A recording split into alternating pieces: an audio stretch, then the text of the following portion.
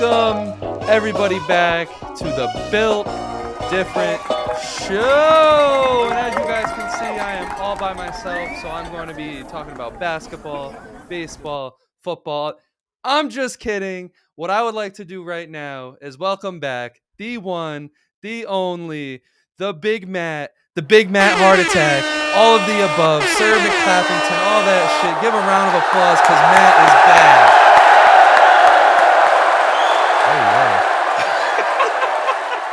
I'm going to give Matt the floor to say whatever the hell he wants. Just fair warning, Matt's coming back as a heel. Yeah, I'm having my John Cena return. I'm happy to be back, big dog. Had a little time to myself, took a little time off, and now I'm coming back, and I don't give a fuck about what you guys feel. I'm over that. I'm over having nice takes and shit to make, people think, I know ball. I know ball, and I'm just going to say how I feel. That's just how it's going to be from now on. Because y'all don't know ball. I'm going to end it off at that. Wow. That was a very powerful statement to start. But hey, why not, man? Let's just not care. Let's get loose. Let's do what we got to do.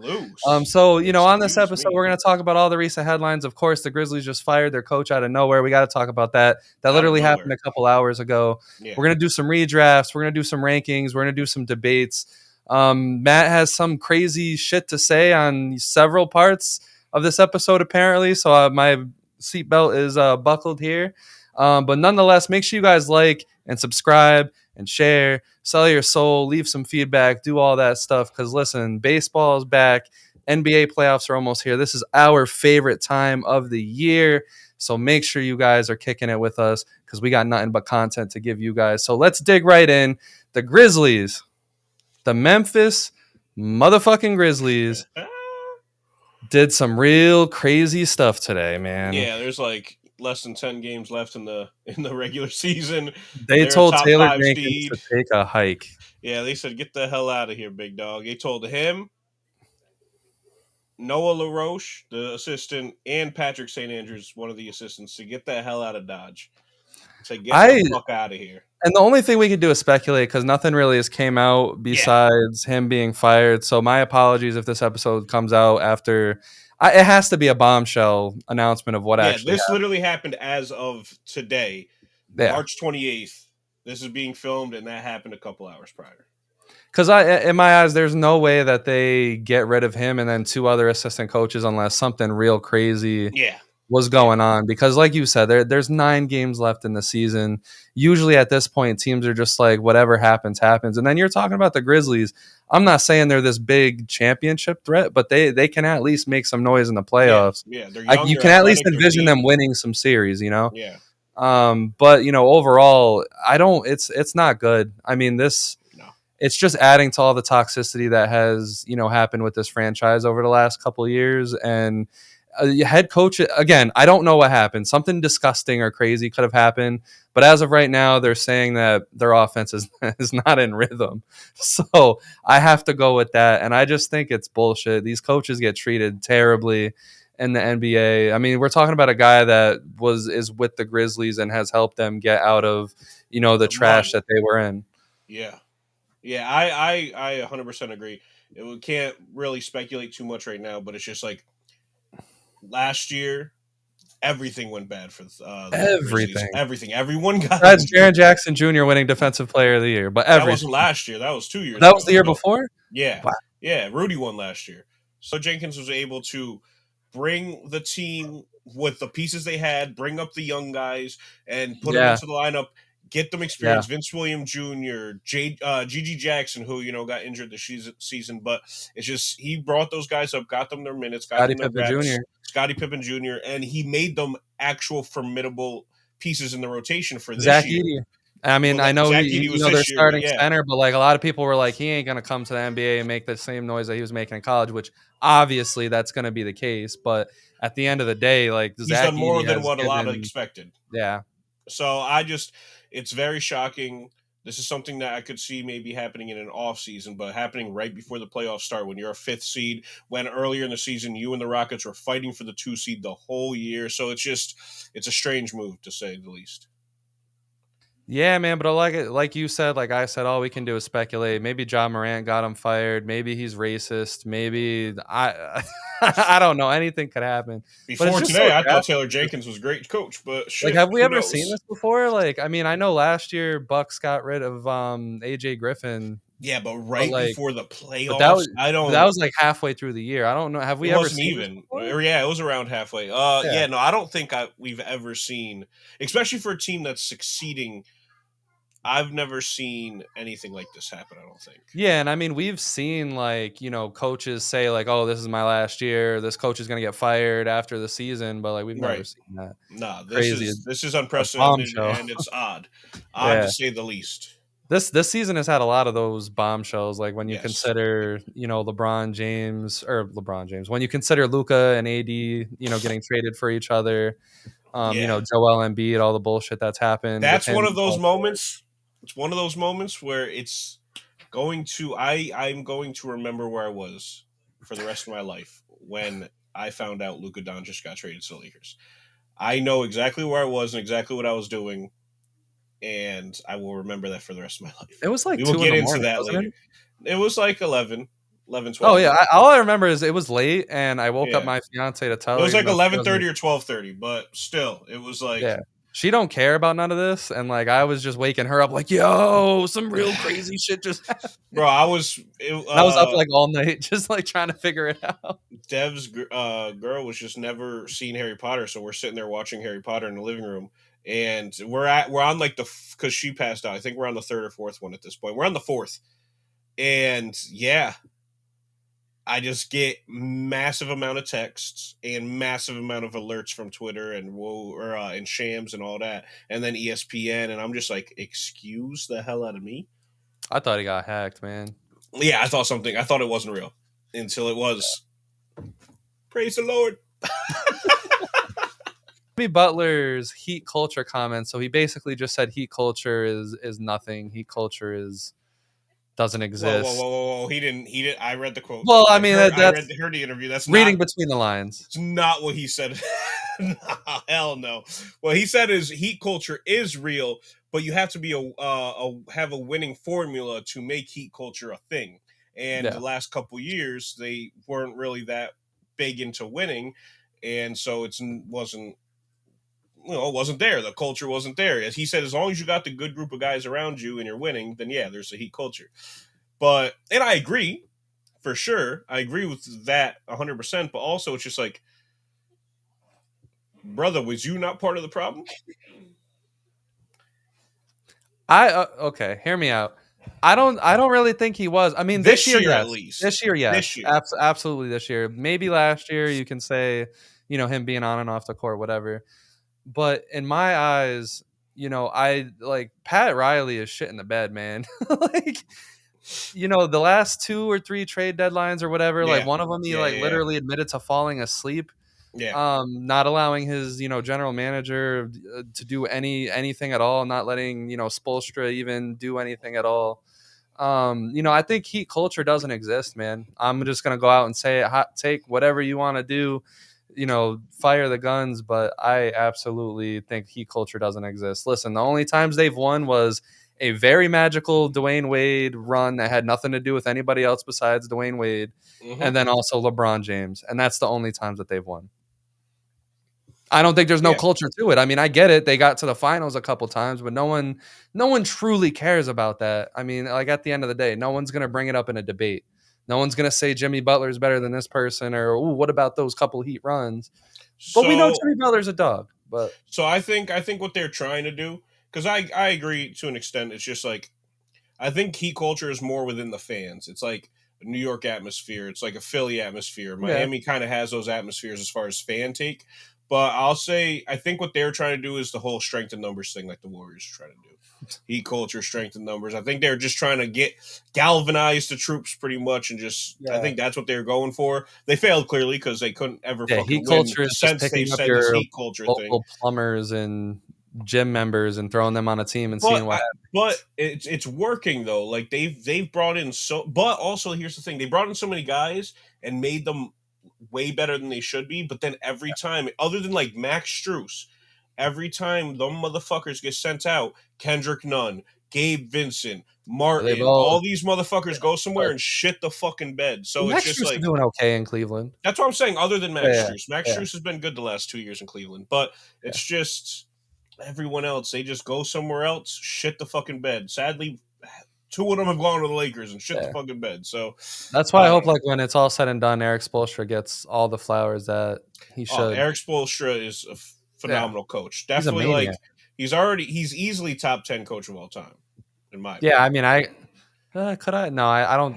I'd have to sit here and actually like do research if I wanted to put him top 5 though. But yeah, that's why I'm saying top 10 because off the top of my head, I would have to really think about that. So I'm gonna say easily top 10 coach of all time. Fair enough. Definitely good argument for top 5. I just not prepared for that argument right now, so I'm not about to say that.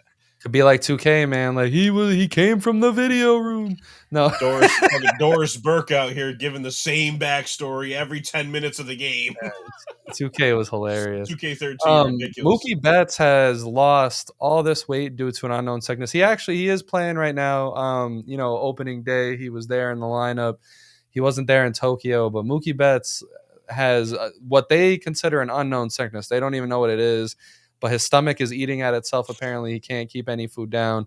He was already, I'm not saying he was skinny, but he wasn't like, he this wasn't a brolic motherfucker. Yeah, and to lose 25 pounds, that's insane. How you just described it, that sounds like some sci-fi shit. His stomach is eating itself apart. And no, I don't know. I don't want to make a joke of it. I mean, I hope he's, can get better and shit, but hope they figure out what the fuck is wrong with him. But I mean, yeah, that's fucking awful. I mean, I don't really have much else to say other than like, damn, luckily he got his that other ring last year, so he can, he can go down as one of the greats. But like, god damn. Yeah, it sucks to see, man, because like for Mookie Betts, he's clearly hands down one of my favorite players in the league, but he's also been like a consistent top 5, top 10 player in the league, sometimes even touching 1 until, Shohei Ohtani started doing his thing. But man, losing 25 pounds when you're already like, a lean, small guy, yeah. Sorry. Take a damn sip, brother. That's a good point. Son's trying to work through this cough. Just sip. Shout out PC. Shout out Price. Shout out Refill. No. Shout out Matt. Oh, telling me to take a water. This is what I've needed. This is what I've been missing. Guidance. It's still not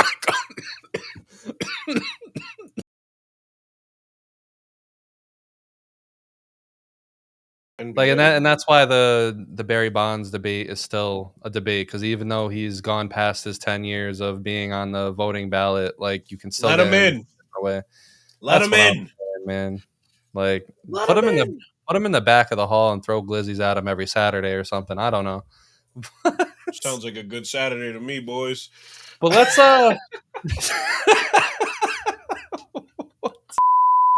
to catch up with the Knicks and Lakers here. Matt hasn't been on here for a few months, which means we haven't gotten Matt's opinion on the Luka trade. We haven't gotten his opinion on anything going on with LeBron or Austin Reeves, any of that good stuff. So why don't we dig deep on the Lakers first, and then we'll go to the Knicks. But man, where are you at with the Lakers right now? Well, I mean, I know you saw like we texted a little bit back and forth when the Lucas shit happened, to get my opinion on. So initially, I'll give the initial thoughts of when the trade happened, then I'll give how I'm thinking about the team currently. So right when that trade happened, me and my boy at work had a bet, because he's a Warriors fan, I'm a Laker fan. By the end of the season, whoever had the highest seed, $20, easy bet, whatever. Boom. I was like, cool. Before the trade happened, nice little tight race, whatever. We were on a little run, they were on a little downslope. Luka trade happens. Now I'm sitting here and I'm like, man, fuck that bet. I'll give up that $20 because we should trade LeBron. We should trade Connect. We should trade this person. Let's just have Reeves and Luka on the team and let's build around them. And then Luka was out for a little bit, and LeBron and Reeves went on this heater. On this run. And that's why I put LeBron 4th in my MVP ranking. Like the run that deserves LeBron's it. He deserves top 5 considerations easily. Yep. And so given right now they're definitely on a little slump. Like we had a 4-game skid, 1-1, lost 2 more in a row, 1-1, and then we just got fucking embarrassed by the Diddler, and it's just like it's I don't sorry by Josh Giddey.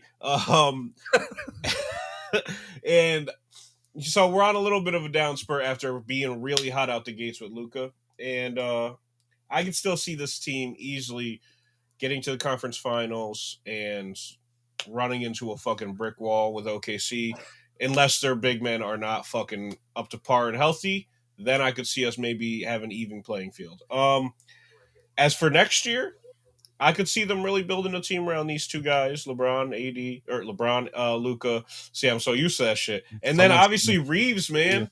Reeves has been that guy, man. He got that white boy sauce. I'll say this about Reeves. I remember when he entered the league and he was just this scrawny white dude, no gear, no nothing. Now you see him with a headband. He's got every gear. He's starting to get like muscular. He's got like all these tone. accessories on him. Like he's got. Bro, son walked into the game one time. He had the one headband, the one sleeve, the one wrist, the one leg sleeve. I'm like, oh yeah, he went into the 2K shop and got a little busy. You can tell he's enjoying this. You know, next year he's gonna come tatted the fuck up, use all his VC up. You know, that's what I'm saying. He's gonna have like a neck tat with like the Lakers logo or something. But yeah, man, like Austin Reeves, Luka, and LeBron, it's a scary trio, especially like when you consider in the playoffs who LeBron James is in the playoffs, but not only that, Luka is in the playoffs. Boy. And that's why I love the deal, because like when you consider what AD can bring you in the future compared to what Luka can give you, like AD, it's limited to A, is he going to be healthy or not? And B, like he's a big man. So when your big man's the best player, if you run into a team that can guard the big man, you're kind of shit out of luck. And who's really going to come to the Lakers to play next to Anthony Davis? If that was the case, players would have went to New Orleans, but they ended up with that crazy squad, that didn't make sense. But then at the end of the year, it was, a playoff, winning until they ran into the wall. That year, that year, that team made a lot of sense until Boogie went down. And then when I felt like it was just a random grouping, and then it just ended up making sense. Listen, man, Rondo, Drew Holiday, that season was arguably the best defensive backcourt in the league. And Drew Holiday was out here putting up 39% from the field. Rondo was out here averaging like 8 assists per game. And then AD was the best power forward in the league at that time. Cousins was the best center in the league at that time. Yeah. Mirotic was randomly just a 4 playing a 3 and was just shooting lights out. And it was Mirotic was pissing me off. But listen, man, I had to take the blunt because I know it's time to talk about the Knicks, and then we'll talk about them together. We'll just talk about whatever. Super interesting season, though. Super interesting season for the Knicks. Super interesting season all around, I'll say, for the NBA. I'm not gonna lie. Yeah, for sure. I'll say, like, in all honesty, I haven't watched as many NBA games as I should have, because it's like, I don't know, it's just tougher to watch games these days. Well, also, the first half of the season, you had 2 jobs. You were working your ass off, man. Yeah, so that takes a toll too. But it's just like trying to watch these games and really get into them. It's hard because they're not as entertaining anymore unless like teams are like legitimately going back and forth. Which it's never been like that, before. But I had to take the blunt. I have to hit it when we're talking about the Knicks because they stress me the fuck out. Listen, I thought that through the year they would figure it out. I get it. They still have a decent record. They're still battling for the 3rd seed. But at the end of the day, without Jalen Brunson, and I really hope Jalen Brunson, comes back, because watching this team with Karl Anthony Towns and McCall Bridges as the, top 2 options has been absolutely disgusting. Like I said, this is going to be the 3rd episode in a row that I'm telling you guys that I would absolutely eat coleslaw if I had a choice between watching the Knicks being led by Karl Anthony Towns and eating coleslaw. Coleslaw wins. I'm sorry, man. I hate coleslaw. But the team, I'm not saying it's over. Like, I don't want you guys to think that I'm like counting the Knicks out, because I think if Jalen Brunson could come back healthy and they find the lightning in the bottle, run, I think they can absolutely run through, especially now considering that Tatum's, starting to deal with injury and the Celtics are, kind of big question marks, and you don't know how Porzingis is going to hold up, and, the whole thing that goes into the Celtics. But man, I just, it's interesting right now. We need Brunson. The Knicks definitely need Jalen Brunson. He's the leader. He's the guy that sets the table every single night. It's the same thing I said before with the Timberwolves. Like Karl Anthony Towns is not a good important guy. Like if you put too much importance on Karl Anthony Towns, you're just not gonna go anywhere. Like they didn't do nothing until Anthony Edwards emerged, and there's reasons to that. Like he doesn't make good decisions with the ball when he has the ball most of the game. He is not like he can't do both offense and defense on any given night. It's either you're gonna get a good defensive game or you're gonna get a good offensive game. And I don't know, man. I'm just tired. I'm already tired of Cat, and we're one year out of 4 into this crazy shit. But yeah, I think Cat is arguably one of the most perfect second options of all time as far as like play style and skill sets. Now mentality, whole different ball game. IQ, whole different ball game.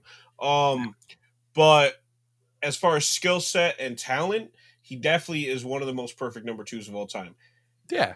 Perfect number two does not mean a good number one, though. And that is what the Knicks have fallen into. Arguably, in the last bunch of games, OG has been a better number one. He's been really good, man. OG had that 35 game point performance. That was really good, and yes. he iced that shit. Yeah, and that's the thing I love about OG's game and why I was so big on it last year is because is he primarily defense? Is that what you look for from him? Absolutely. Yes. But he can score the basketball. Like this is a 17 points per game score for his career, I believe, where it's like 15, 16. No, I'll say it's like 15. But he that 1 year with the Raptors, or his high with the Raptors was like 18.7 or something like that. Like he can score the ball. He's just never asked to. And even that season for the Raptors, he wasn't even really asked to. He was still like the third scoring option that season. And yeah, clearly right now the Knicks need him to score. He's scoring, but how far does something like that take you? Josh Hart is now asked to do even more of a guard role rather than a 4 role, which was weird to start with because he's 6'5", playing the 4. Your bench is even more depleted because you have to add people into the lineup because you guys are starting like Kolek some nights now, and it's just like, and it's interesting. They put a lot of faith in these young guys like Porty and Kolek, and it's interesting, but yeah, definitely has had a lot of ups and downs for y'all this year. And I'll say one thing, and it pains me to say, and it's maybe Knicks fans will agree with me, maybe they won't, but I don't think this is going to work out under Tibbs. And I know a lot of people have said that time and time again. It's like I feel like with the NBA universe, it's like they shit on Tibbs and then the Knicks do something good and they're like, oh my God, Tibbs standing the test of time. Like, I thank Tibbs a lot because he did get us out the mud. He was a big reason why we were able to get out the mud, but he is not a good coach when he has a lot of good offensive weapons, and that's just what it is. He sticks to what he knows. He doesn't he doesn't spread the bag around. And you saw with the Bulls, they had D Rose carrying the offense, and then everybody else was a defender on the team. With the Knicks, our successful years, it was like we had Julius Randle surrounded by a bunch of scrappy guys, and then last year, Jalen Brunson, surrounded by a bunch of scrappy guys. But he hasn't been able to put together a good offensive rhythm all year. And you would think with guys like Bridges, with guys like Cat, Josh Hart, in there doing what he does, like it would be figured out already. Yeah. Jalen Brunson too. I mean, I'm acting like Jalen Brunson's just not on the team anymore. But I don't think it's going to happen under Tibbs. And it's like when it takes Mikal Bridges of all people, the guy who loves playing basketball, the guy who has not missed a single game in his career to come out and say, hey, man, we need some rest. That's embarrassing. So is it something in the locker room where like people can't speak up to him? Or like they can't bring up the fact that, oh, maybe you should give guys less minutes because the Knicks have the depth to do it. I mean, is it the best depth in the world? No, but you got guards, you got forwards, you got big men that can play NBA minutes and have done it before. Yeah. And then you got rookies that have played NBA minutes even this year. When you talked about Kolek, Diodet, he also has played a few games as well. So it's not like we don't have a bench and we don't have depth. It's not the case at all. Yeah, I know. And it's a little depressing. I mean, but we're gonna have this core for the next few years, so I'm Yeah. not too worried. But it's just this year was a good opportunity, and no offense to the Boston Celtics, but with Jason Tatum getting hurt and showing that he's not Superman, Iron Man, whatever you want to put on him, this is the year that's like if the Cavs want it, I believe they can, try to go make a run and go get it. If the Knicks want it, they can try to make a run. The Bucks want it, they can try to make a run. It's gonna come down to who wants it the most. And if it ends up the Celtics again, that says a lot more about Doc Rivers and the Bucks, Tibbs and the Knicks, and the Cavs. They got another couple of years. I'm not too. Evan Yeah, Mobley's gonna end up. their young core is locked. Their young core is locked the fuck in, man. Yeah. They're there for the long haul. No, I 100% agree. I just, I hate to be that guy for you, but I'm sorry.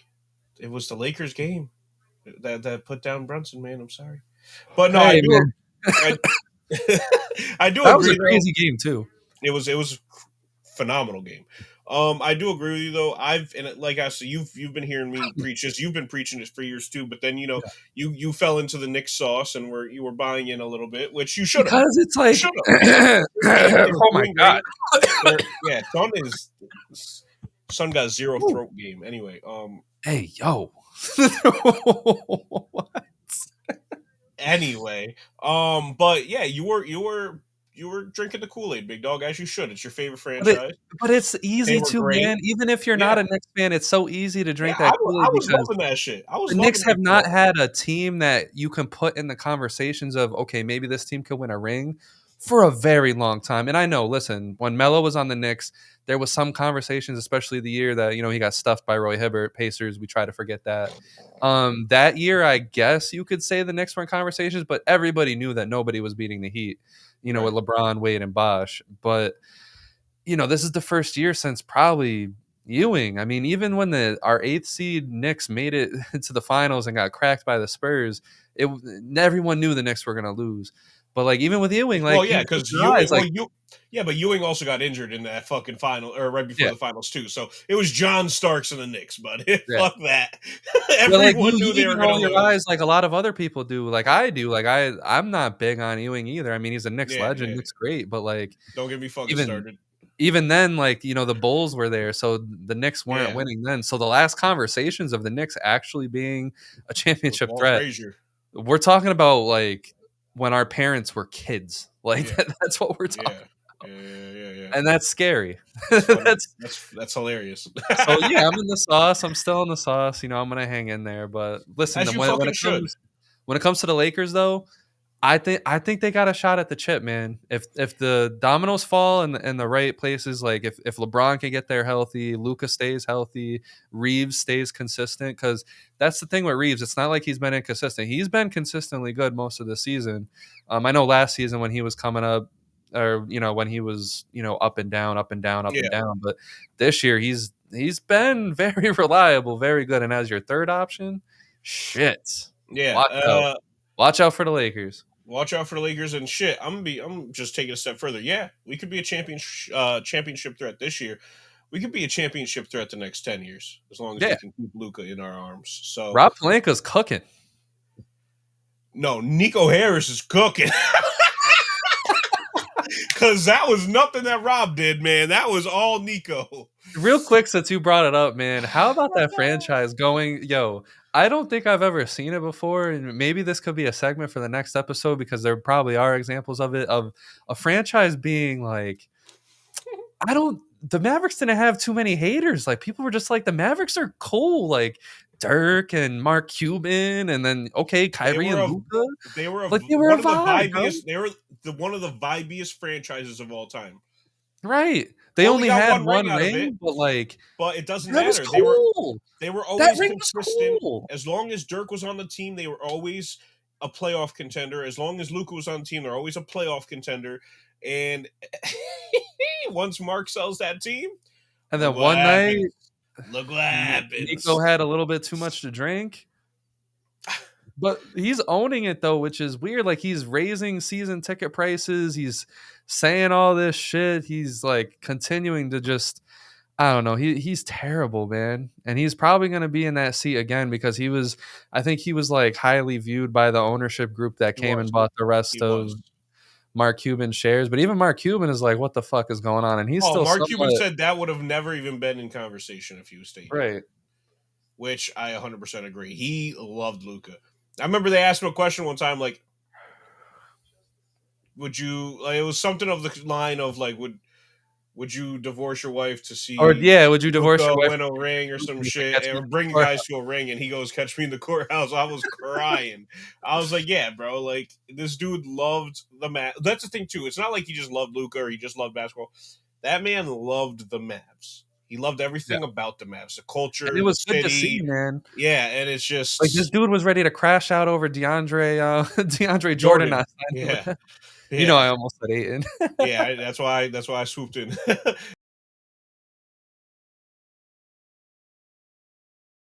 Okay, so what we're gonna do now is we're gonna redraft the 2011 NBA draft, which was Yes, an interesting sir. one. Interesting teams. I still can't believe the Cavs had 2 top 5 picks here in that draft. How easily the NBA could have been screwed.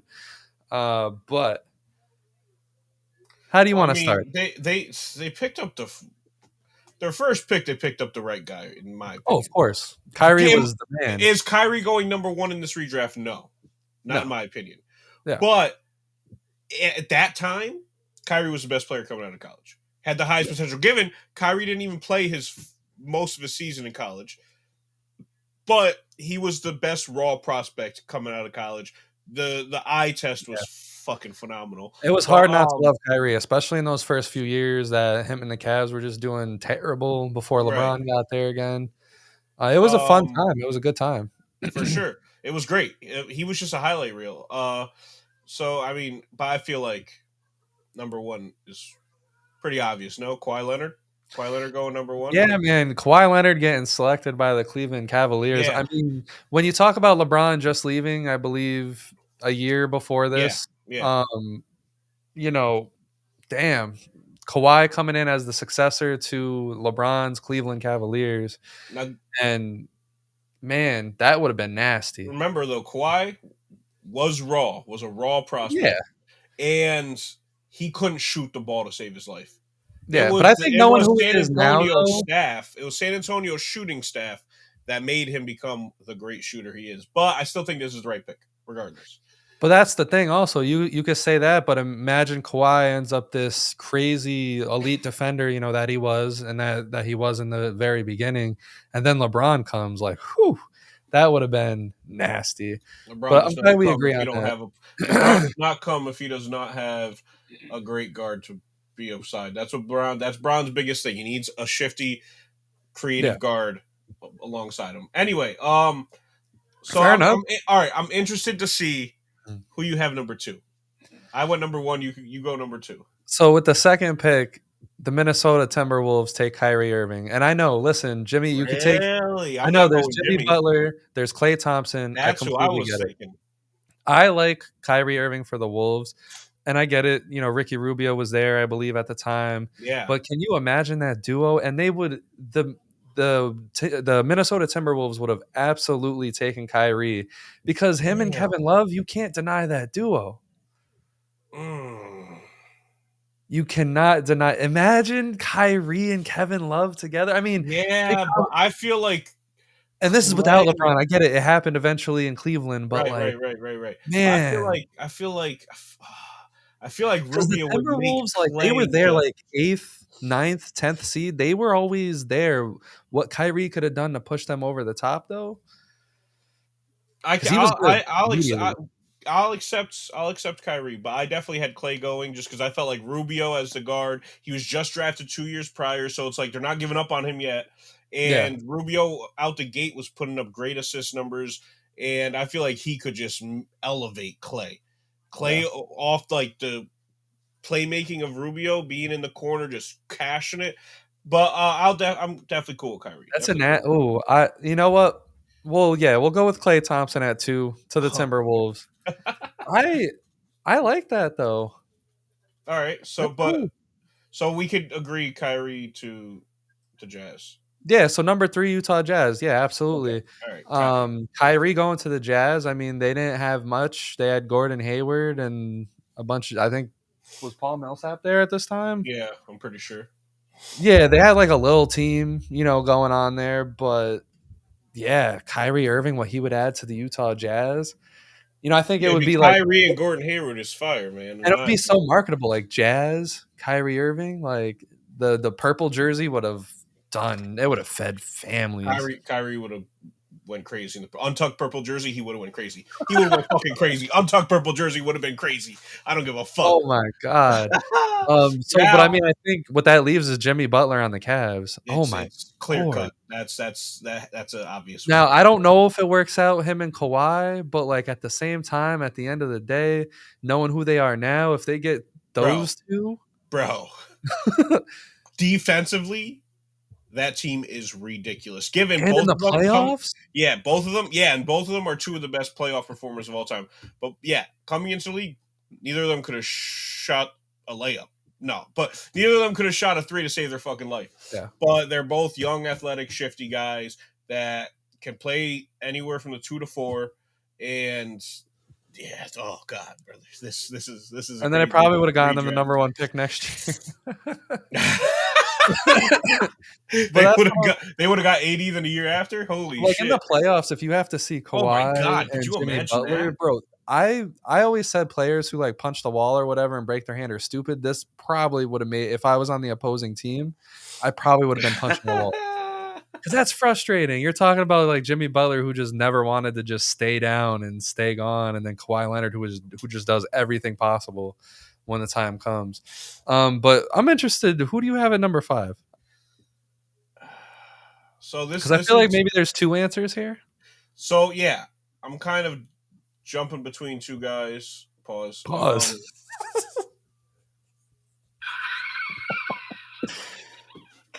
I'm kind of, so I don't even know if these, because I feel like there's more than two guys that could go here, because I feel like the rest of this list or the rest of this draft can kind of go however the fuck you really want, because there isn't much success Yeah, past the guys we've named. So in my opinion, the original number 2 overall pick, Derek Williams. No, I'm playing. you had me. I'm thinking either between Kemba or Vooch. Yeah, that's the 2 that. Okay. I think I will go. I think I would go Kemba because I feel like his Yeah, ceiling we're in was always agreement. higher. We're in agreement. Yeah, I feel like his ceiling was always higher. Given at this time, you have Kemba Walker, or Kemba. No, he is Kemba Walker. You have Kyle Lowry over in Toronto. Or no, this was before Kyle Lowry pulled up, right? Yeah, so this was before Yeah, no, Lowry. it was right before DeRozan was there. Lowry. Yeah, DeRozan yeah, was yeah. there.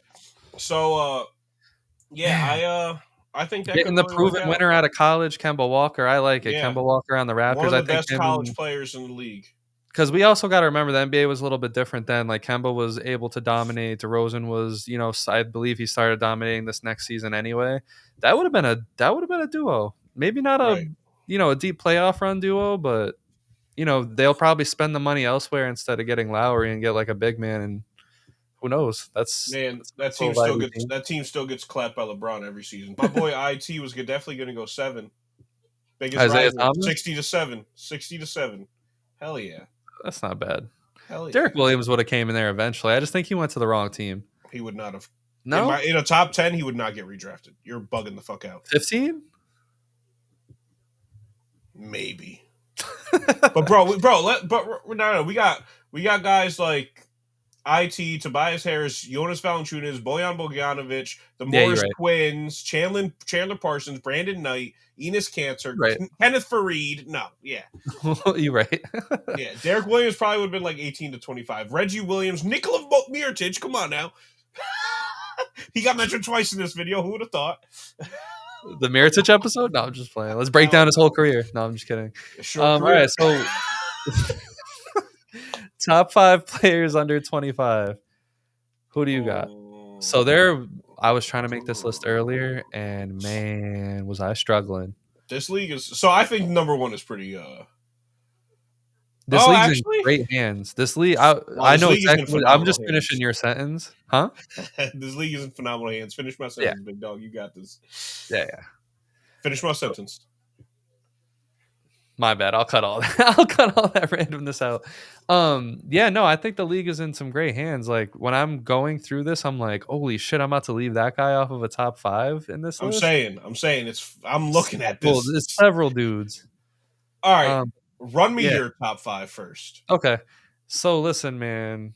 Number 5. No, I'll have to start out number 1. I Oh, think it's okay. a little bit more obvious at the top. Number 1, I Yeah. got Victor Wembanyama at number Okay. 1. All right. All right. I It could wasn't be sure about debated him or Ant. between Yeah. yeah, Yeah. it could be Yeah. debated between those 2, but I say Wemby just because his upside is probably the biggest upside in the whole league right now, Right. especially Yeah. considering what he's already doing on defense and offense. For sure. He's number 1. I mean, like, when he came in the league, everyone was just like, "Okay, yeah, here's our next LeBron right Came. here on our silver platter." Like, Sorry. just and I don't mean like LeBron as in like they're gonna be similar at all, but just the similarities Oh, as in like this impact. guy's gonna dominate. He's gonna be well Yeah. above most people in the league. Yeah. Number 2, yeah, Anthony Edwards, man. I Yeah. mean, For he's sure. For shown me sure. everything that we needed to see. I mean, last year we were ranting and raving about the guy.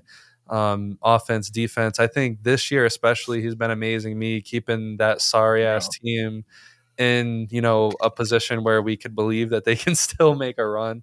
And bro, he's randomly become like top 5 shooters in the league. Yeah. When like if you say that 2 years ago, it was just like he's an athletic kid. Like Yeah. what the fuck? Now he's more than Michael Jordan's possible son.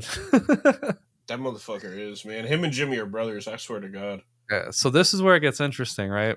So number 3, I got Cade Cunningham. I have fallen I in respect that. I absolute respect that. I've fallen in love with his game, man. Like he's literally doing it all, and not a lot of people are like really realizing. I mean, I know a lot of Oh people. no, think he's a bit there. people are on his dick this year, brother. Okay. People are raving about this motherfucker, and I'm like, Maybe I gotta get into mainstream shit more again.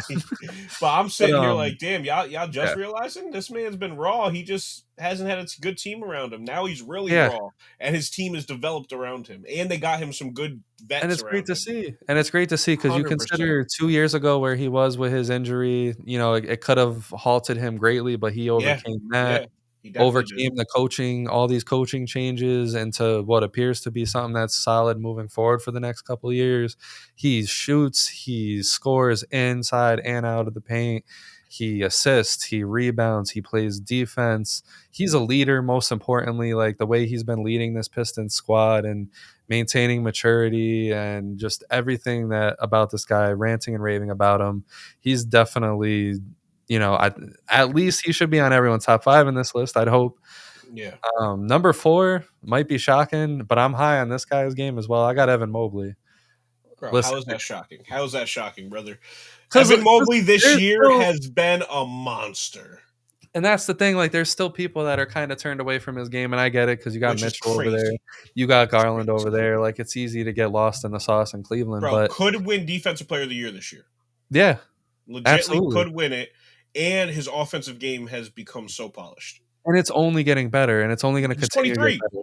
He's Literally everything 23. a lot of the things that he's doing when it comes to, like, actual player efficiency and true shooting, he's amongst the best in the league as well. That's one of the most underrated parts of his game because we know he's a monster on the defense. Right. And it's just I believe he is the true reason why the Cavs are as good as they are. You could say Donovan Mitchell, star Yes. power, all that shit. No. Evan Mobley. It's Mobley. Mobley's taken that step and has made the team take that step. I 100% He's agree. the glue Yeah. player. Now, Number before 5, before you say number 5, I just want to preface this. This is the one that I feel like those 4 were definitive in any order other than like Wemby, but like, or no, those last 2 were like any order, but those 4 are definitive in my eyes. I know. This next one could be any of 4 guys in my opinion. Yeah, and the debate came down to Paolo and this guy. So Zion. I narrowed it down to those 2. This It's fucking guy. It's not. And listen, I love Paolo, but I also love Sengun. Listen. Oh, I didn't have him in that 4. When it comes to Sengun, man, he's literally he's a mini Jokic. He's doing it all. Like I said for Mobley, and this is what made me put him fifth. I can't sit here on this podcast and say Mobley's this and that for the Pistons and not recognize that Sengun is this and that for the number 2 Houston Rockets. Right. The way he's been able to lead this team, and he's just so underrated because he scores, he passes, he can shoot, he can rebound, he can do literally everything you need him to do. And I mean, coaching, Udoka's doing his thing with his Rockets team. They have a lot of depth. You can say all that. But Sengun has been the guy that has delivered them to this upper echelon of the Western Conference. And I have to take that into account because with Paolo, this year has been a little weird for him considering that he's been injured, but he's also shooting very terribly. Since he's been back, yeah.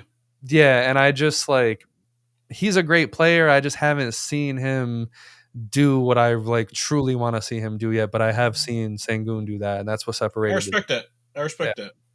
All right. So yeah, I'll start mine. Obviously Vic at the top. Vic at the top for sure. It's just bro, he's a freak, bro. It is what it is. He's a freak.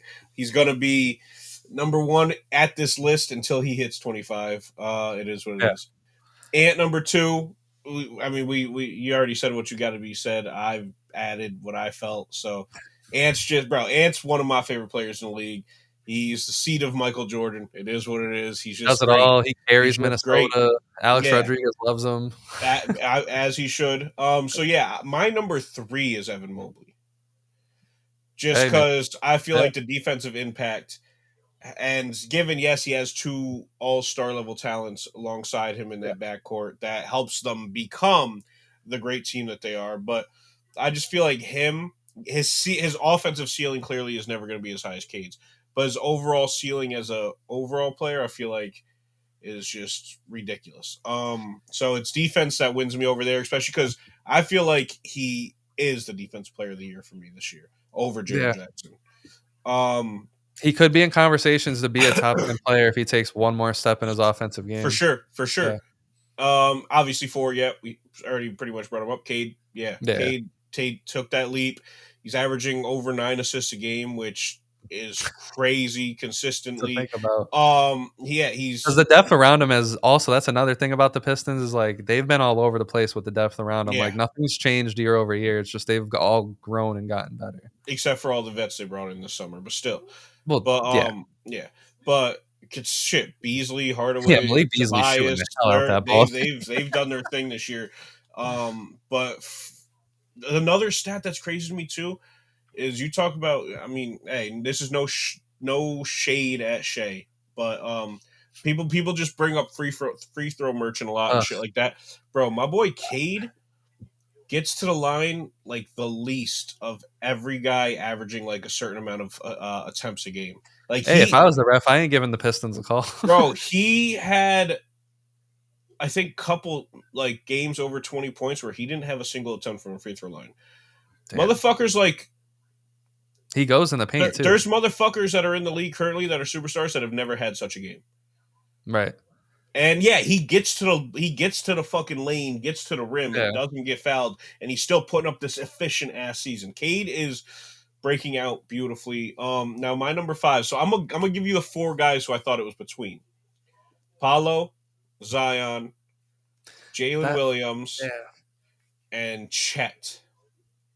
And I guess Chet might be a bit of a jump. Zion was hard to leave off the list. He's injured. And this, that, and a third. And since injuries for Zion, since he's been back this year, he's been great. Since he's been back, since Ingram got traded, he's been great. I'm going Jalen Williams. Oh, okay. I think that little motherfucker who was never supposed to be this good. He was supposed to be an all right player. He was never supposed to be this good. He's the perfect number 2 to Shea. Plays great defense. Bro, the Thunder just know what they're doing, man. That front office is on crack. Yes, Sam Presti is actually a Martian, bro. He does different shit, man. And I think Jalen Williams, he just super athletic, super good defensively, has a great polished offensive game. He plays bigger than he is, just like everyone on that damn team does. And I think he's just one of the most perfect number twos in the league currently, Yeah. because he has way better mentality and just IQ than Cat when I was talking about him as a perfect number two And earlier. it's crazy with the Thunder because they're building this team, and it's like they could easily be out here spending money. I mean, we've seen them have great teams in the past that 2 max contracts, Russell Westbrook, Kevin Durant, whatever. But man, not only are they just building this team without going crazy in free agency, but they have all these picks still amassed. That's the thing I was going to bring up too. At Because we any were talking time, they about, could say "fuck you" to the whole league and trade for like a couple great players, and then also yeah, sign another 2 yeah, great players. It that's what would I was be going to bring up. Because they could go crazy and sign somebody, but no, all they got was they knew what they needed, and it was iHeart. It was perfect pickup. But no, what I was going to say is, they could just blockbuster Bro, and they throw just all offloaded those Josh picks Giddey like it together. was fucking nothing. Yeah, they're like, oh, Alex Caruso, That's all we need. The yeah, Bulls were like, "Oh, you guys want a couple No? All yeah. right. Just give us Caruso, brother. We don't want this guy over here. But given last month, Giddy's been bugging over there too. I'll give Giddy his props. Not real big Giddy fans on this pod, but gotta Never give him will his be. props where it's due. But yeah, J Will, bro, J Dub for me, my number 5. I heavily disagree, but I also can't argue. He's super talented. Yeah, I just think Sengun, I didn't even consider him, which is tough because I love Sengun. I just think, and given his defense has gotten a lot better this season compared to last season, but I just think people highlight the mini Jokic so much that they don't actually look at his game. Yeah, his And game is given his smooth, game is man. phenomenal, but his game isn't really like Jokic. Yes, he passes, he can Yeah. rebound, he can score inside, score midi. He doesn't score in a 3 as well as you would think. But it's just he doesn't really play like Jokic. Jokic sits top elbow, he holds ball, gets a lot of off ball screens. Murray blocks his defender, goes dishes around. Jokic or Sengun has a lot more movement in his Yeah. playmaking ability and shit, and it is a lot more different than Jokic's, and I appreciate it, but I just I'll take the flashiness of J Dub. I don't know.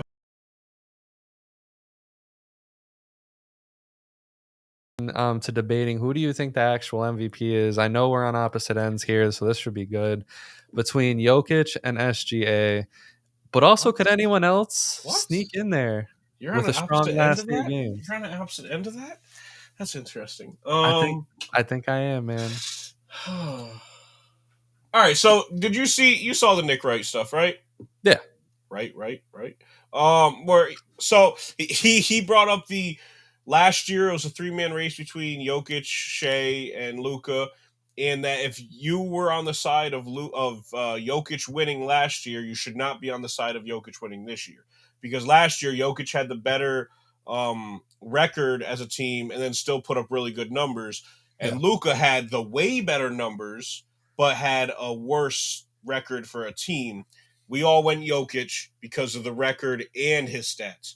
This year, he's saying if you're going for Jokic instead of Shea now, you're literally doing the opposite of what you did the year prior. I agree, but I don't give a fuck. I think it should be Jokic that wins. I think Shea is having a phenomenal season, and he is a great floor general. He one of the best mid-range shooters of this era, and he leads that team properly. I also think that man is the modern of what James Harden was in 2018. And bro, don't do it. That motherfucker is a merchant. That motherfucker is a merchant. And I respect it because he's taking advantage of the game like every other great before us has. But Jokic is legit putting up a 27, 28-point triple-double.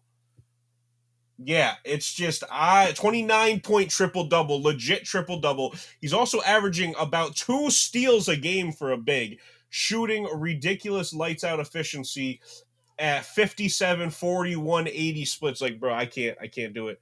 Given, I will say caveat, if Jokic and the Nuggets cannot stay in the top 3, I don't think they deserve it. Okay. I think it should definitely go to Shea if Denver can't stay in the top 3. If Denver can stay in this top 3, like they are currently right now at 3, 2 games back from second, I think Jokic should get it. Oh man, listen, dude. You and the rest of the people that compare this Shea to James Harden can fuck off. Nobody, it feels like nobody remembers just how bad that shit was actually with James Harden, bro. Like he was actually like for his career, he has more free throws made than he does field goals, and that still stands true today. But back then, it was bad. No, it was actually bad. Shea, this is Shea his had a night the game. other night. He had Like, 7. He was 7 for 29 and had 11 for 11 at the free throw line. I don't want to hear that shit. but Yes, he's but not like, as bad. is He's not 11 as like a bad. terrible number? That's just like 5. That's like He 6 only had fouls. 7 makes from the line from the Yeah. field though, and he had But 11 makes what from the that tells line. me, like with him struggling from the field, is that they had him clamped, and he just got some foul calls, like 5 or 6 of Yeah, them. no, I Like, respect it. And like I said, he's taking advantage of the league as he but this should. is Every like great has. the difference between Shea and the foul free throw merchants before him is that this is his game, though. Like this is just an elevated version of his game. He goes to the paint, like he Yeah, he's thrives not a up. great 3-point shooter, so he gets contact, and He's it's how aggressive. he's Like always done. he's always been very aggressive. It's just now that he's the 100%. man and he has the ball almost all the time. This is what comes with it. Yeah, With and James I Harden, respect it. I respect it. he was going to the rim with plans to flop. Like Oh yeah, that's yeah. James Harden was way worse. I'm not saying he's on James that Harden's was level, disgusting basketball that I but hated back then. and But I will say Shea is averaging 2 less attempts from 2 years ago. He was averaging 11 attempts last year. He's averaging 9 attempts this year. and that's just the It's a point I lot of wanted to break attempts down. either That's it. way, but Now, when you bring up your points about Jokic, they're swaying. I'm not going to be mad at Jokic. The crazy part I'm about not this mad at whole either of thing, these guys. Like I he said, could have he yeah, could go have ahead. had 5 straight MVPs if things went the Yeah. way that they Yeah, maybe yeah, should yeah, have, yeah, yeah, yeah. which is insane. Yeah, Jokic is by far our number one, player in this league, but I got to go with SGA because like the Thunder are dominant, and a lot of the reasons that they're dominant is because of how good of a player he is. Yeah, I get it. We were just ranting and raving about their front office. They do have depth. He has his Pippen, which it's actually a crazy comparison if you actually like really think about it. Because it's kind of similar. Like, wow, I feel like I just cooked a little bit there, but um, On the spot. with Shea, man, like he's just such a good defender, and he also does it all on offense for the Thunder.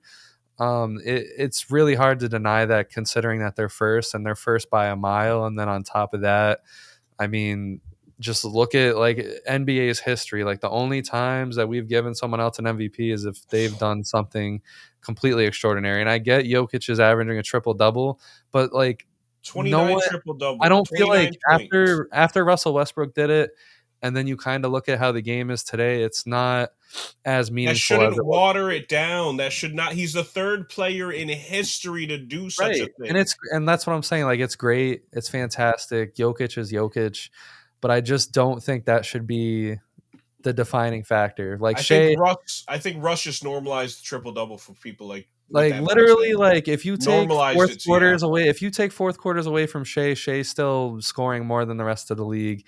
He's still playing amazing defense, which is incredible to me that he's been able to keep this pace all year long. Thunder are winning. They're better than the Nuggets. they And are. I get it. Jokic is doing this with a very inconsistent team around him. But listen, I do also want to make an argument for Giannis. I think, Giannis is at this point, no one cares about Giannis because Yeah, this people is act just like who he is. his numbers are just all right. Yeah, that's Giannis, but it's just like it's crazy numbers, bro. It's crazy. I think he's at 30 points per game, 11 rebounds, 5 12, assists. Yeah, 12 6 assists, rebounds. 12 rebounds. A top like in the league leaders for field goal percentage. A steal, a block. It's Yeah, yeah, insane yeah, and yeah, yeah, yeah, yeah. just how good he is. If the Career Bucks low in were 3-point shooting though.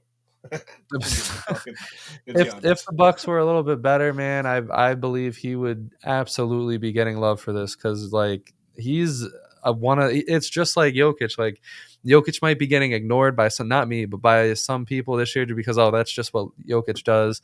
LeBron had the effect, Kobe had the effect. But man, I can't steer away from SGA though. No, and I respect it. Like I said, if they don't finish a top 3 seed, it hands down should go to Shea. It'll be interesting. I think because last year I thought maybe because I was on the side of Shea last year. I was either Shea or Luka. It'll be interesting to see how the voters go because if Jokic won it last year, I'm almost definitely sure that he's gonna win it this year. Yeah, and that's the thing too. I was on Luka or Jokic last year. Yeah, I wasn't even given. Yeah, but you literally said the same thing, just different names. I don't want to hear shit. But also, he's second career worst in 3-point shooting.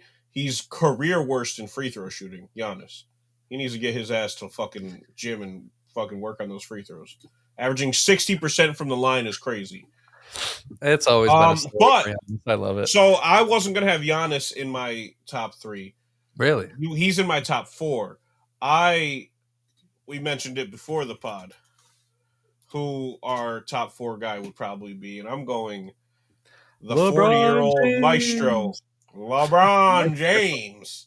40 years old, averaging 24, 8-8, a steal a game, actually shooting lights out from 3, 37%, 51 from the fucking field, fucking 78 or 77 from the line. He's still doing it for a winning team. Yes, they got Luka, but they were doing this before Luka got there.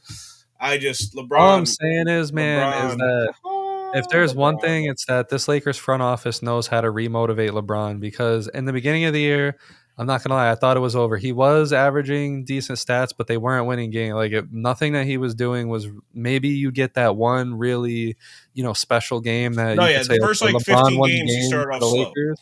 Yeah, but it was like he wasn't really like even his good days. He wasn't really like overly, swaying the Lakers into winning. But man, like what he's been able to do, especially after they got Luka and Luka was out, like you said, what LeBron gave Luka the ability to do was get comfortable, and it's just this whole game plan of that whole thing is crazy.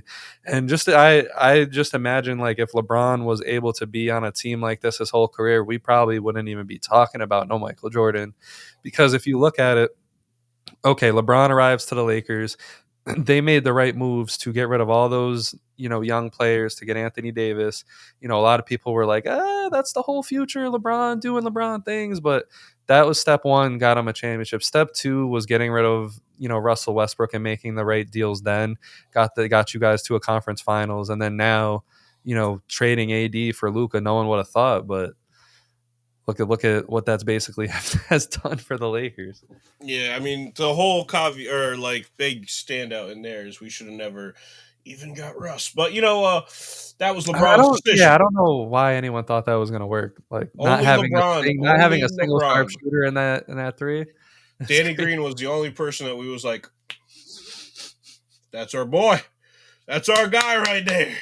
Danny Green. We're rolling with Danny Green. That was the only shooter on that team. Y'all better watch out. Danny Green's at the 3. Danny Green. I'm gonna keep it a sec. Danny Green might have not even been on the team at that point. There was nobody to shoot, man. LeBron was our shooter. But yeah. No, KCP was in the trade for him. Oh yeah. What? It was yeah, that's right. You're right. Yeah, it was KCP, Kuzma, and Montrezl Harrell.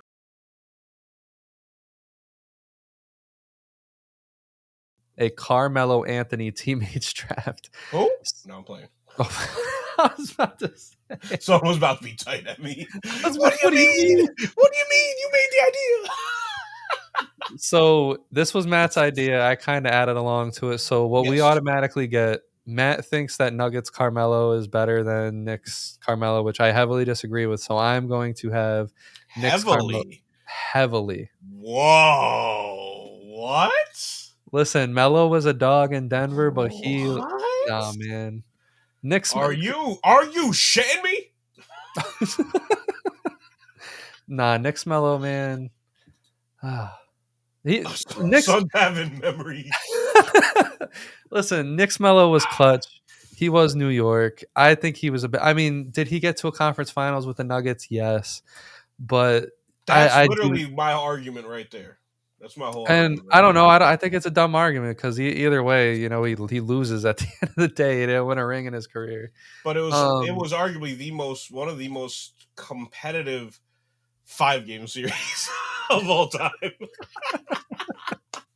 No, I think he went to 6, but still. No, man, I do. I mean, he was a better shooter. I think he was a better clutch player. I mean, was he a little bit more aggressive and younger and more athletic on the Nuggets? Absolutely, but that Knicks Mello, man, everyone will remember Knicks Mello. The most competitive 6-game series against the Lakers of all time. But no, you're actually bugging the fuck out. He's way more athletic, way more just functional around the court. Once he got to New York, Functional. he was legit. Yes, once he got to New York, he was legit just an ISO guy. Okay. Just legit an ISO guy. He didn't actually move without the ball. He didn't do shit. Like, no, fuck that. Melo and Nuggets is better than Melo. We grew up, like, watching Melo and Nuggets way more, or Melo in New York way more, because that's when we really started loving basketball. I watched Melo on the Knicks way more than Melo on the Nuggets. Do I think Melo on the Nuggets is better? For fucking sure. No, not a chance, man. I mean, come on, man. Melo won the scoring title in New York. Who gives a fuck? He had his highest scoring average of his career. That's all he on the accomplished Nuggets. in his career. Yeah, one scoring title. But he literally averaged 28.7 for that scoring total, right? What even averaged 28.9 with the Nuggets one year. So he literally averaged more with the Nuggets. So fuck that scoring title. Yeah, whatever, man. You were about to ask me a question though? What even made you think of this draft idea? Don't remember. Don't remember. I think it was something of like, just like Carmelo had mad people around him through so many different years, like a comment or a post or something, and he ain't never won shit. Or like it was something of like, he has one of the best all-time rosters around him if you put it together and never won shit. Something like that. And so I was like, that's a fact. He's got crazy teammates. Yeah. Yeah. So how do we decide who goes first, big dog? Because this seals the draft, whoever goes first. I'm going to be real. Oh, man. That's interesting. I got Knicks Mello. You got Nuggets Mello. Hey, Deja. Do you want to think of a number 1 through 10? Okay. What do you think it is, man? Wow. Whoa! I didn't even guess a number. It was 6? Wow. That's insane. Insane. Just stay locked in, bro. That's crazy. Oh, okay. So with the number 1 pick in the 2025 Carmelo Anthony draft, to play my number 3, I'm going LeBron James. Okay. Sorry. No, it is what it is, man. He's tight. No, okay. No, it's okay, babe. Maybe we're just not soulmate. No, I'm kidding. I'm kidding. All right, that's fine. LeBron. So, all right, real quick. Also, are we getting the version of player he played with, or just their all time? Yes, oh, that's big. Ooh, okay. That's fine. Okay. You still get Lakers Bron. That's cool. Yeah. He might probably still be the best one here, but oh no, he's definitely the best one here. But like that sways me away from like picking somebody like Dwight for a center, because he played with Dwight 1 year on the Lakers. I'm trying to think who he would be better with. You know what? Oh wait, no. Yeah, that second pick is murky as shit. Okay, so with the first pick in the Carmelo Anthony teammates draft, I'm gonna go with aliens invading the Earth. It's like, nah, imagine I go Iguodala. It's like, nah. Yo, I was about to go crazy. I'm gonna go with Anthony Davis. That's a phenomenal pick. The best big on the list. The best big for him on the list, hands down. Somebody who can, if you need to, because the bigs is pretty light here as far as good bigs. So it's like, yeah, and I mean, AD can play that center for you, and you can have him at the 4. I was thinking like there's probably players that are probably better than Anthony Davis, but for what? Oh, for sure. I'm putting together as a team. I'll go with Anthony Davis. I'm about to say who's better. James Harden, my number 2.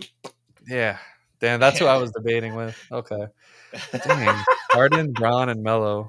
I mean, I feel like there's only one. Oh well, there's 2. Okay, there's 2 more. I forgot about him. But I mean, I have to go with the guy that almost won MVP. I'm going with Paul George, and I'm going to throw him at my 2. That's the best play there. Best play. Yeah.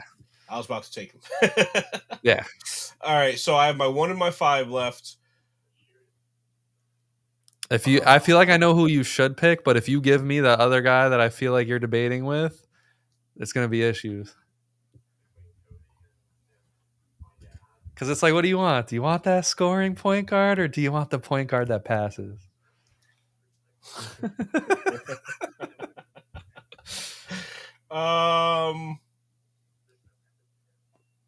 And whoever you give me, it's hell for you. Damn.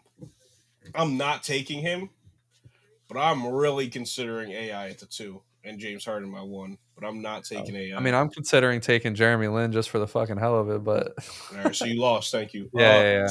But just grunting. I got LeBron at my 3 as my playmaker, and I got James Harden at my 2 as my playmaker. I was about to say, what do you mean you got LeBron again? Going Dame Lillard at my 1. Going Dame Lillard at my 1. That's fine, because I'm just gonna go with Chris Paul at my 1 from the Rockets. I already got too many playmakers. I'm fine with that.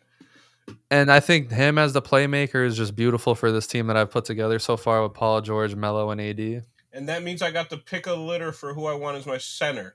Do I go Kristaps? Do I go Amari? Do I go Chandler Tyson? Tyson Chandler? That brings it's Chandler Tyson. There's another Tyson center. Chandler brings that defense. Marcus Camby. Yeah. Steven Adams. That's the person that I'm considering, Marcus Camby. Really? Over Tyson I mean, if you go look back at the time when he played with Melo, he was a top. No. Yeah, but also so was Tyson Chandler. He literally won Defensive Player of the League the year with before, the Mavericks the year before. So like that's right there, brother. He was a little watered down when he got to the Knicks, but but also I could get young Kristaps. And I'm gonna do something crazy. Then you're gonna take Amari at your fucking 4 and move everybody down and have AD at your 5. That's what you're about to do. Or you're gonna have Camby as your 5. I don't know what I'm gonna do, Matt. Decisions. Or I just go small ball and take Derrick Rose. No. The Knicks version of Derrick. That was the terrible version. Fuck it. Let me go Kristaps. Spread the floor, baby. I knew you were going to give me him. You wanted Kristaps? He probably would have been next if you didn't pick him, but I knew you were picking him. Like it's just the most. Yeah, but he was so obvious. young that it's also like you might want to go for somebody more defensive like Tyson Chandler. But Knicks Porzingis was a defensive menace. So who are you going for? What do you got so far, real quick? Run it back. I have Chris Paul, Paul George, Carmelo Anthony, and Anthony Davis. Okay. Oh, you could have a really crazy defensive lineup if you have one of those 2 bigs we already mentioned. But I'm not going with either of them. Oh, he's a bug out. He's a bug out, I tell you. Trying to make sure this is the right pick, the right team. Yeah, I'm going to go with the Knicks version of J.R. Smith. I knew you were going to fucking go J.R. Smith, man. 6th man of the year that year. Yeah. I mean, a guy that could be inside the paint. His inside the paint game was very underrated. A guy that could shoot threes. I mean, he was a huge player for us during those years. Yeah, for sure. That's where J.R. Swish came into effect. So yeah, 6 men. 6 man as well. Allen Iverson. Oof. Yeah, come on, brother. No. Who would I bring off the bench for this team?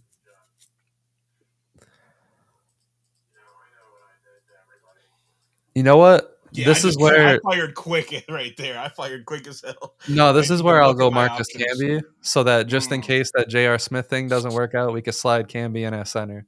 Damn, you know what's fucked? And given he wouldn't have fit my team, that's why I didn't pick him. Because we've already seen him with LeBron in his career and it doesn't work. But Russ really didn't go. Russ did not go in this draft. He was high on my list for point guards. Chris Paul, man. Yeah, no, I respect it. That's these were like These were like his last years with the Thunder, though. They're not as good as. Whoa. Melo wasn't on the team with him when he won MVP. He was on the team directly after that season, though. Yeah, but like it wasn't that version of Westbrook wasn't as good as the year before's Westbrook, and maybe that's because Paul George was there. But yeah, bro, what the fuck are we talking about? He was still averaging 25, 12, and 10. Like, what are we talking? Yeah, no, absolutely. I'm just saying. Okay, so let's just I'll run through mine real quick. You can run through yours. So I got at point guard, I got Dame Lillard. Shooting guard, I got Harden. I got LBJ, LeBron James, our king, our savior at the 3. I got Melo, Nuggets Melo to be specific, at my 4. And then I have Porzingis in my 5. And AI, Nuggets AI is my 6th man. He averaged 25 then. Yeah, man, I got Chris Paul. Rockets Chris Paul. I got Knicks J.R. Smith, Thunder Paul George, Knicks Carmelo Anthony, and then Anthony Davis. And then off the bench, Marcus Camby. I feel like that's disgusting. I feel like that's disgusting. There you go. All right. You let us know in the comments who won that.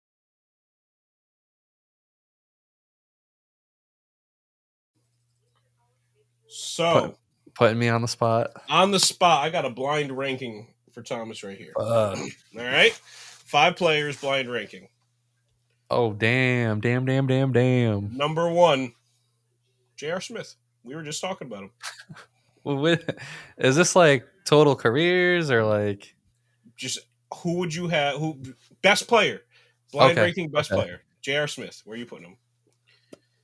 Well, because I feel like you're gonna absolutely have someone that should be worse than him.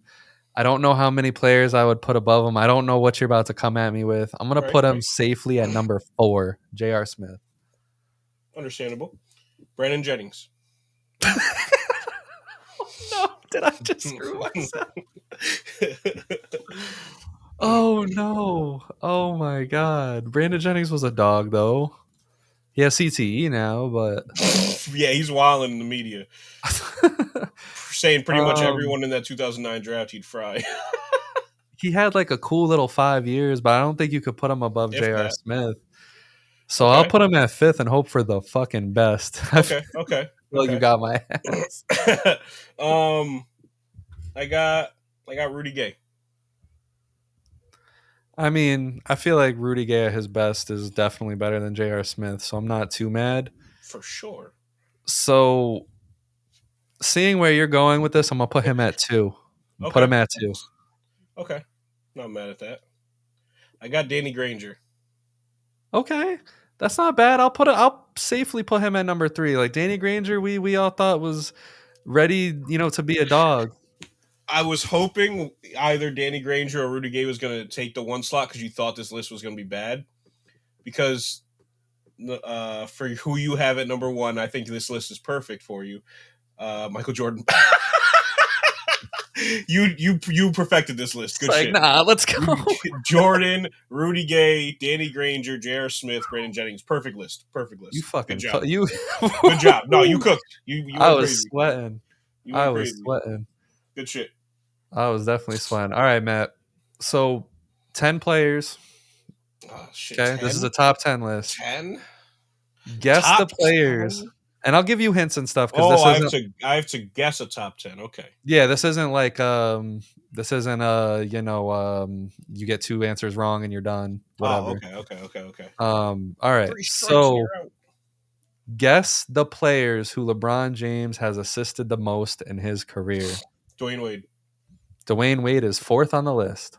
Kyrie is, believe it or not, Kyrie is not in the top 10. Understandably. 80. Anthony Davis is 7th on the list. So number 1 is Big Z. Yep, he's number 1 on the list. Yep. Bosh. Bosh is number 3 on the list. Okay. Can I go Mo Williams?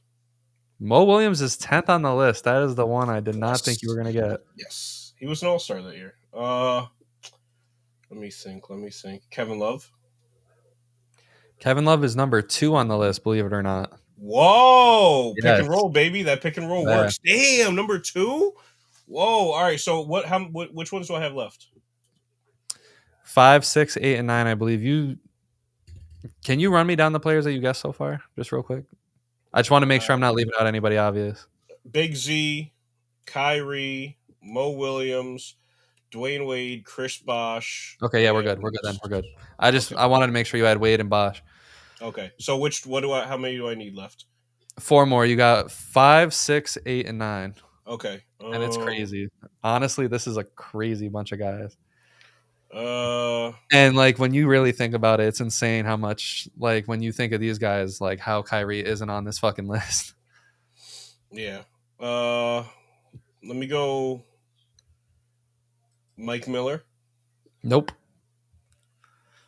All right. Just thinking of like contributing guys. James Jones. That like were with him over multiple teams. James Jones was with him multiple sections. But did he play? Did he play in those sections? Yeah. Those are just. I remember that shit. He would just go wherever LeBron went. Like Ray Allen was with him for 2 seasons. JR maybe, but no, he didn't get enough attempts up. I feel like JR. Fuck it, let's just throw JR in there. He is 8th on the list. Really? Who was 10th? That I said. Mo Williams. Okay, understandably then. Okay, I was about to say, who's 9th though? Let's Kuzma. Yep, that is number 9. That's crazy. That's what I figured. Super. All right. So what? 5 and 6. Yep. Who am I missing here? All right, real quick, a hint. He played with them when he was young.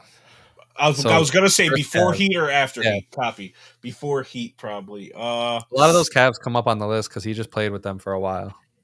Can I get Delonte? Nope. Right. Hey, who knows? Hey.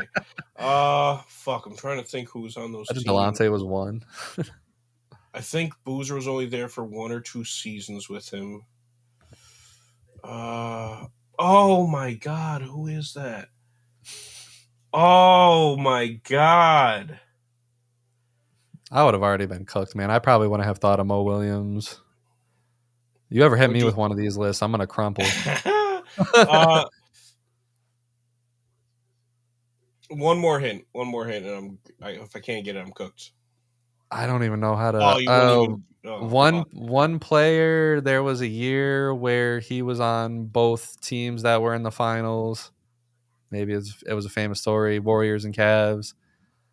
And then I don't even know how to give a hint for the other guy. There's Yao.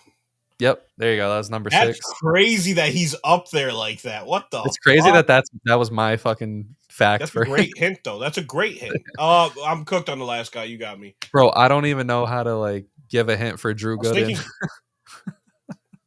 Because I was thinking like Damian Jones and like certain people like that, and I'm like, no. Do I not know ball? Because I don't know shit about Drew Gooden. I knew who he was, but I just didn't know like anything about. I just said power forward. Yeah, that would have helped, but I feel like that's too much.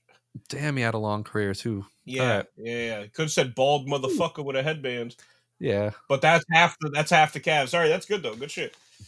Damn. All right, so somebody a top 5 player. Now, before you give your answer,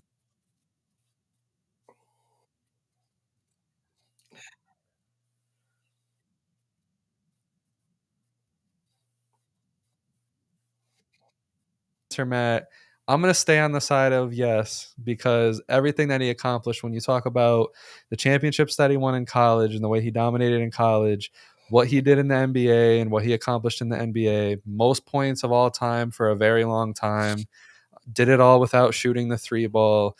The dude was the very definition of very consistent, and I have to include all that in my top 5. Just of all I can't be a hypocrite and put Jordan at 1 if I'm going to sit here and not have Kareem in my top 5. He's 4th for me. I have Kobe above him. Okay. Yeah.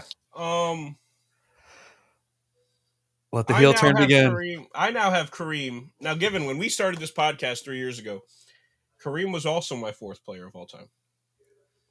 And then I love ball. I know ball too, but I can't know everything about what happened in the 70s and the 60s and the 50s. And so, you need to study the game. And so I went back and I was just bored one day, and I was wondering, I'm like, Kareem has 6 titles, right? All right. I know he had 5 with the Lakers. So he and they started in 80 when they got Magic Johnson, right? So that means in the 10 years, because he got drafted in 69, in the 10 years before Magic came, he only got 1 title. And then so I'm looking, I'm like, well, the 70s, Wilt, Russell, Oscar, a lot of guys, Jerry West, a lot of these guys, Elgin Baylor, they retired in late 60s, early 70s. So I'm like, damn, talent really sunk in the 70s too. ABA had a lot of talent. Dr. J, Moses Malone, a lot of guys over there. So I'm sitting here and I'm like, why did Kareem only dominate 1 year in the 70s? And so then I'm like, well, he got 4 of his MVPs in the 70s, I think, right? 4 or 5 of the MVPs. So I'm like, so he definitely dominated number standpoint, right? I guess. So let's talk about it. My boy Kareem came into the league averaging 29 points a game, 14 rebounds. Phenomenal stats. Boy Wilt was on his last leg. And the rest of the competition in the league in the big man position for my boy Kareem is guys like Willis Reed and Bill Walton. Great guys, but nobody who we would ever mention in the top 15 list. Ever in our life. Arguably top 20 list, we'd never mention either of them. Definitely not Bill Walton. You guys know how I feel about Bill Walton on this pod. And so then I go and I'm like, whoa, that 1 ring. He only got it because it was Oscar who signed with the team. First year Oscar signed with the team. Guess what happens? They win a ring. Guess what happens once Oscar leaves the team? Kareem can't make the playoffs. And when he does make the playoffs, guess what happens? He's getting bitched by the guys I just named, Willis Reed, Bill Walton, and guess what? Nate Thurman, who we wouldn't throw in a top 100 list. Love Nate Thurman. But get him the fuck out of here. So it's just like Kareem, even one of his MVPs he won, they didn't even make the offs. How don't you make the playoffs and you win MVP?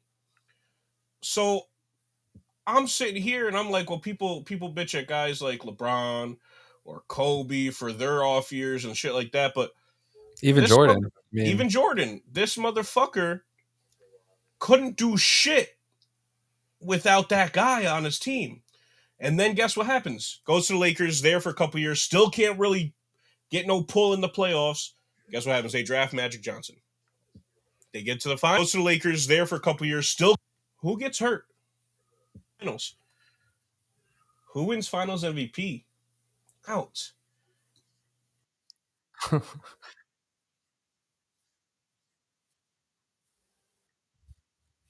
Jesus. Magic continuously carried that team year after year. Given he was aging, I understand. He played many years in college. He aged faster than a lot of people in today's era because they only play 1 year in college or none. But this motherfucker was getting MVP considerations, averaging 20 and 7. That's a soft fucking league, in my opinion, brother. Magic was carrying this team, won all those finals MVPs, and they were still giving this motherfucker pity all-star appearances, averaging 14 points a game, 17 points a game, 10 points a game. Like, what are we talking about? And in his last 2 fucking rings, people talk about Kobe being a second option for 3 rings. A third of Kareem's fucking rings, he was a 4th option. A 4th option. Get him the fuck out of here, bro. He's 7th of all time on my list. Get him the fuck out of here. Matt just pissed off a lot of folks. Get him the fuck out of here, bro. But no, and one thing I will say, we didn't get to it because I know we have to cut some things out of this episode. It's already going really long. We were going to talk about, I don't like to count much from mid-70s, from before mid-70s, because in my opinion, the only reason I say that is offensive and defensive rebounds weren't considered. Turnovers weren't considered. Steals, blocks weren't considered. 3-point percentage wasn't considered until the 80s. A lot of stats that a lot of stats that we go by for metrics today were not in a thing yet. And so, like, people say Bill Walton is one of the greatest defenders of all time. We don't have the stats to back that up. Yeah, we have eye tests, but who's sitting around watching that many 60s basketball And that's teams? why LeBron said what he said about Giannis, because Giannis would also crack Bill Walton. Yeah. Giannis would fucking fry the 70s, brother. LeBron isn't lying. Giannis, LeBron, Kyrie would fry the fucking 70s. All right, but they wouldn't know what to do with. They wouldn't know what to do with Kyrie. Witchcraft, brother. They'd fucking try to fucking burn him at the stake. All right, no, for real. Let me get your opinion on it. That's my take. You make good points, because then you also have to consider the fact that they say that Magic and Bird saved basketball. You know, bridging into Jordan, but like when they say that, you know, Magic doing what he did for the Lakers, Bird doing what he did with for the Celtics, the combination of them as a rivalry saved basketball. And then now that you bring that up, it's like, well, why did they need to save basketball? Because the face of their league, Kareem, just absolutely wasn't what he's hyped up to be now. Now, with that being said, it just goes to show you, like, a test of time, like, all it takes is, you know, the amount of rings and, you know, all this shit. The only reason that Bill Russell isn't considered a GOAT is because we all know how far long ago that was. But I mean, Kareem, as you are clearly proving, is he played in a cupcake era and also was the cupcake. Yeah, half the good players in the era were playing in the ABA. More than half were playing in the ABA. So then I reevaluate my GOAT list, and I'm like, okay, well, you know, I have Steph in the top 5. He was 5th before your take here. And this is like the first time someone's ever really like made me reconsider a whole bunch of shit. Shout out to Matt. Matt, you came in with some heat on this return. So then I think Steph I would put him above Kareem because of just his impact on the game alone. Did more for the league, in my opinion. Considering being the greatest shooter of all time. And you can't even say Kareem's the best scorer of all time. He was just there for a long time. And then I go down the list and it's Magic. Well, if Magic is the one that carried Kareem to 4 rings, I have to put Magic above Kareem. And then maybe I could put Kareem at 6, but then, you know, we probably have to start debating Bird and all that stuff. Shaq, you know. Oh yeah, because if Bird and Magic are right next to each other, that would put Bird above. And Bird was able to win multiple rings and multiple MVPs in the 80s era where Kareem couldn't. Yes, Kareem was getting a little bit older, but grow the fuck up. People have been hitting LeBron with that older debate for Kareem would be really salty at you right now. Oh, and I'm a Laker fan. I love Kareem. But people love to shit on Kobe. Yeah. For a lot of the things that I've said about Kareem, but nobody. Yeah, I think at this point, if you say Kareem is like the greatest Laker of all time, you have to be on some type of. You just have to be an old head, or you're on drugs. He's got his MVPs in the 70s. I'll give him that. But who the fuck cares about MVPs when you can't win a ring? If Magic doesn't come around, does he win shit? Other than the one time when Oscar. Like, no, once Oscar left, he couldn't move a fucking needle in the league outside of getting MVPs when not even making the playoffs. Get the fuck out of here, bro. It's like, was Kareem a bad defender? We got to look into that. No, once they brought in stats and shit, he was averaging 3-4 blocks a game. But also, it's but was that because his competition was inferior, or because he was actually a good defender? That's the thing. Because the reason, half of his career, he was a stand-in, brother. Yeah. He was a stand-in. Like, the reason why I put like Wilt up there is like he was above and beyond literally just everybody else. His athletic prowess was fucking ridiculous, and that's also the thing that I didn't even send that to you. I had that in my own personal notes. Wilt on his last leg is busting his boy's ass in the regular season every time they get a chance to play each other. Like, what are we talking about, bro? My guy Wilt, man. Well, listen, we're going to leave it there. We'll leave it there at a mic drop. We're not even going to do anything else. So with that being said, make sure you guys like and subscribe. Leave some feedback. Let us know what you think about that crazy shit that Matt just said, because even my mind's a little bit blown there. But Matt, welcome back. Matt will be here every Tuesday and Thursday. No, I'm just kidding. I was like, what? Matt will be here. It's such a pleasure to have Matt back, because Pleasure if to be anybody back. cared about the backstory of the podcast, this was basically me and Matt's whole idea, and then it just turned into this crazy thing that continues to evolve, and I'm loving every second of it. We got this crazy overseas following for no reason at all, and you guys seem to be liking our episodes lately, so just make sure you guys stick with the ride because we have a lot more in store. NBA playoffs, MLB, some video games, all this crazy shit. Matt, take us away with some last words. I'm trying to get into Singapore, baby. Let's get some views in Singapore. Have a good night, everybody.